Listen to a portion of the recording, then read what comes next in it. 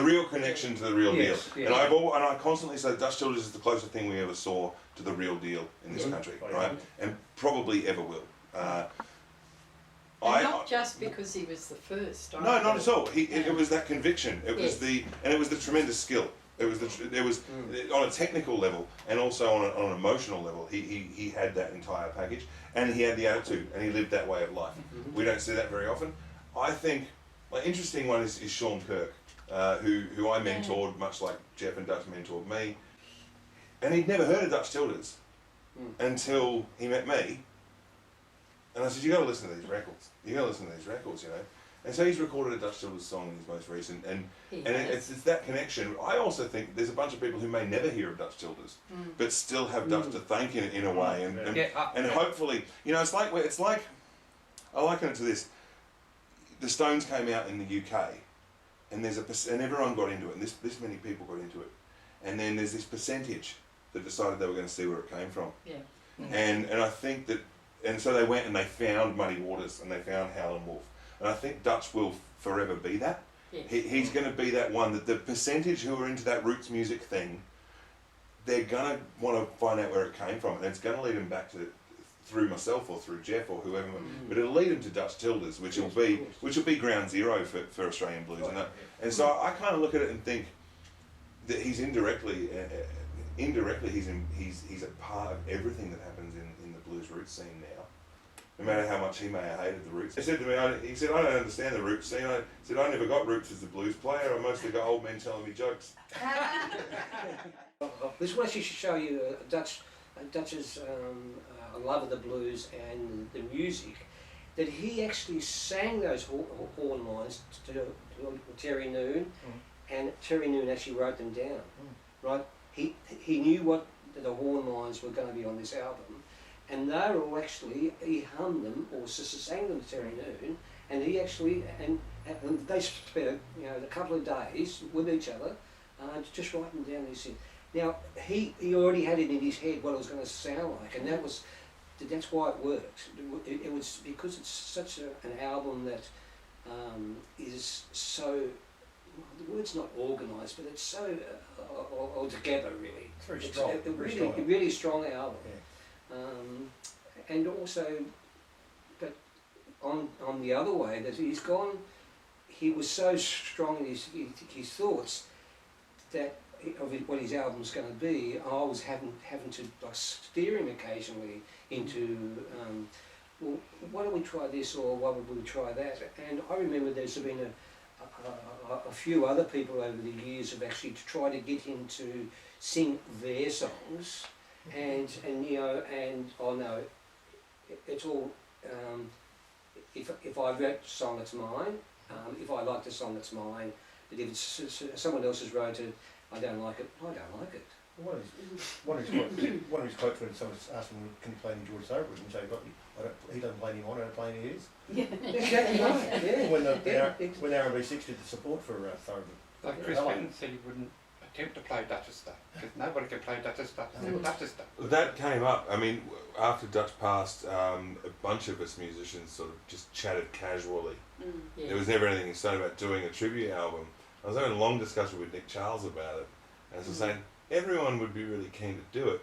No one can play the songs. Exactly. And that's the reality, is that we all know. I mean, I know how to pick a little like Dutch Childers, and I learnt how to pick a little like Dutch Childers, but it's only ever going to be a little like Dutch Childers. You know, he was a complete guitar player. Dutch used, I mean, for those of you that aren't guitar players, Dutch used chords that have been, well, obsolete to every other musician in the country for 50 years.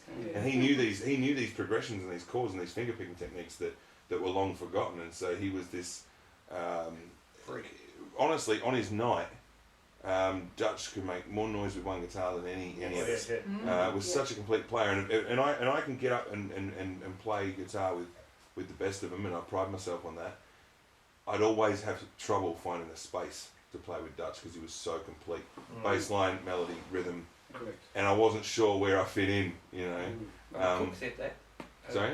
The cook, Jeff, he said that he was walking down Greville Street. Yeah. Oh, a German guy called him the cook. Anyway, he was walking down Greville Street and you hear these three guys playing guitar, in the station, when he got there, it was Dutch sitting there by himself. He Yes. just, Oh, because he said, I thought I could play. well, that was, again, relating back to Wednesday, the bloke came in with a pedal lap steel. And Dutch said, I'll plug it in. So Dutch just sat down and started playing. The bloke turned to me and says, I thought I could play. Mm. He just looking at it, he couldn't believe it. And Dutch had an in-store at JB Hi-Fi in the city. There's this young bloke, all the blacks, reds and all that, really, really metal. You want to purchase this stuff again. He got to about 2 metres away from Dutch, put one step forward, and that was the last he moved for about 3 minutes, just transfixed by Dutch playing. Just couldn't believe it, just transfixed, he was stunned. I was lucky, well, Dutch would have a gig and I'd crash at his place. I'd wake up in the morning to the tune of Summer Over the Rainbow being played. On the I beat. think, I'm in heaven, hang on. Yeah, that's just such a, that to me is one of my favourite memory of Dutch. Just him sitting there playing for his own indulgence. The best I ever seen Dutch. I only knew him from about 87, I suppose. And not, sort of knew him too. I sort of knew him as well as met him at the same time.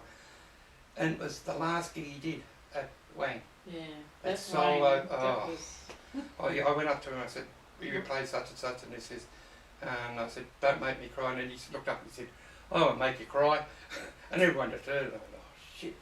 And it was just awesome. The emotion that was in it, you know. Maybe because he was sick and the sadness of it was true, like it was going to Yes. happen. And all Yes. that. I don't know if it was that or not. Well, that day, the last gig he did at Wangaratta, I had to, everyone insisted that I announce him, because I'm the stage manager, and so I announced him, and after the gig I had to get up and back announce him. Well, all I really did, I just went up to him and just hugged him, and just said, Dutch So, Tildes. the emotion of that set was just... Dutch's vocabulary was actually quite incredible. Oh yeah, Yeah. you know it, yeah, something. I mean, he still preferred the word fuck, but it was quite an extensive vocabulary. It was like, What were our last words? Yeah, when we went to see him the day before he died really? in the hospital, he needed a nebulizer because he was having such awful trouble breathing. He was so sick. And the nurse with the nebulizer came in, and we'd said our goodbyes already. And Dutch looked around and he said, oh, well, I need to do this and I can't conduct a conversation while I'm using this, so you'll better fuck off out of here. That was his last words to us. You know, I went and visited him. I went and saw him at the hospital, and they just dosed him up for his sleep. And the nurse left the room, and Dutch went like this. Let's go for a walk. And I said, Definitely "Dude, they just sound dosed." I said, Dutch, they just dosed you up with drugs, and he went, "Have we met?" and we went walking, and he had one of those trolleys with the Intravenous. with the IV, and he's walking around with it, and a nurse came around and said, Dutch, because he trained them all to call him Dutch. Yeah. Dutch, get back to your room right now. And he looks at the trolley with the little thing on it, and he says, yeah, okay, well, she can't dance anyway. Just outstanding, isn't it? Oh, Really. Yeah, a couple of days, Ross and I made a bottle of whiskey with two labels on it for him, you know. Dutch was fiddle. Yeah, and he was wrapped in that. He was holding it up to the camera for Ross. And So, yeah, we want to discuss the legacy of Dutch Tildes and what is missing since he passed, and what is continuing on from him, as best as you like, mate. Yeah. Well, I think there was it's the vacuum that's been left behind, but there's people like Phil Manning, Matt Taylor, King Brothers. Can someone? Farmers. Hmm? Farmers. Yeah, Chris and Ken Farmer. You know, there's a lot of people coming through, but there's Lloyd and Jeff and all those. Oh, and Ian Collard Ian too Collard. is very much. But they don't present with a persona that Dutch has, or had, and probably that they don't want to, because it was no one could actually emulate that character that he's got. it was purely his own. I mean, it was a rare thing. Do you hear his influence in all Australian blues now? Oh, Everywhere. yeah, Yes. yeah. Especially finger pickers, like Nick Charles. I mean, he'd be the first to tell you. Yeah. Put his CD on the other week. Put on, hang on. It Who is. is that? Yeah. It is. Yes. How much Instantly. as Yeah. well. You can hear him in Fiona's playing. Yes, Yes, yes, yes. very much so. You can hear him with Very much so. Lloyd's play. Yes. Yes. There's aspects of him everywhere.